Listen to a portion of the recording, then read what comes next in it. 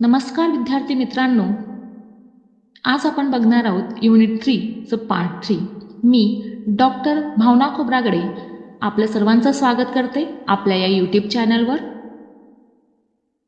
आज आपण बघणार आहे हिंग, मिरी आणि मिरची पावडर मधील भेसळ ओळखायची सोप्या पद्धती। आज आपण पाहणार आहेत हिंगमध्ये परदेशी रेझिन कसं ओळखायचं, काळी मिरीमध्ये पपईच्या बियांची भेसळ आहे किंवा नाही हे कसे ओळखायची, मिरची पावडरमध्ये कृत्रिम रंग आणि सर्वात शेवटी पाहणार आहे मिरची पावडरमध्ये करवतीची धूळ आहे किंवा नाही। तर हा व्हिडिओ शेवटपर्यंत नक्की बघा। सर्वात पहिले आपण बघूया की हिंगमध्ये परदेशी रेझिन आहे किंवा नाही। सोपी पद्धत आहे आणि घरच्या घरी आपण सिंपल पद्धतीने करू शकतो। तर त्याच्यासाठी काय करायचं, थोडंसं हिंग घ्या आणि एका पाण्याच्या ग्लासमध्ये टाका।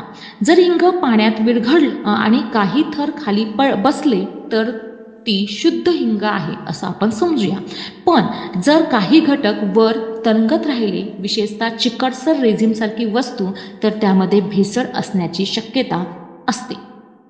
आता आपण बघूया काळ्या मिरीमध्ये पपयाच्या बिया ज्या मिक्स करतात लोक, ते आपण कशी घरच्या घरी ओळखूया।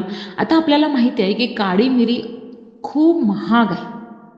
याच्यासाठी काय करतात लोक, पपईच्या बिया सुकवून त्या टाकतात, कारण की आपण बघितलं की काळी मिरी आणि पपयांच्या बिया दिसायला सारख्याच असतात। तर आपण हे कसे ओळखायचं ते बघूया। सिंपल चाचणी आहे। थोडीशी काळी मिरी एका पाण्याच्या भांड्यात टाका। खरी काळी मिरी जड असते, ती तळाला बसते, पण पपईच्या बिया हलक्या असतात आणि त्या पाण्यावर तरंगतात। ही एक अत्यंत सोपी आणि घरी करता येणारी चाचणी आहे। नंतर आपण बघूया की मिरची पावडरमध्ये कृत्रिम रंग मिसळलेला आहे किंवा नाही। काही विक्रेते मिरची पावडर अधिक लाल दिसावी म्हणून त्यामध्ये सिंथेटिक रंग मिसळतात। तर याच्या आपण सिंथेटिक रंग मिरची पावडरमध्ये आहे किंवा नाही हे कसं बघायचं। सिंपल पद्धत आहे। एका काचेच्या भांड्यात पाणी घ्या, त्यात थोडीशी मिरची पावडर टाका। जर लगेचच लालसर रंग पसरायला लागला आणि तळाशी गाठ दिसला तर कृत्रिम रंग वापरलेला आहे। शुद्ध मिरची पावडर लगेच रंग सोडत नाही। नंतर आपण बघणार आहे मिरची पावडरमध्ये करवतीची धूळ आहे किंवा नाही।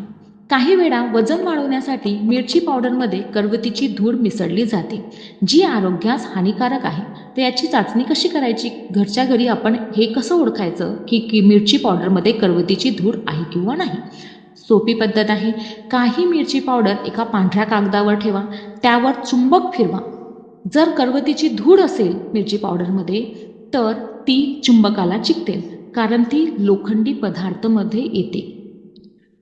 जर तुम्हाला ही माहिती उपयुक्त वाटली असेल तर लाईक, शेअर आणि सबस्क्राईब करायला विसरू नका। आपण पुढच्या भागात आणखी काही अन्न पदार्थामधील भेसळ ओळखण्याच्या पद्धती पाहणार आहोत। तोवर सुरक्षित राहा, सजग राहा। धन्यवाद।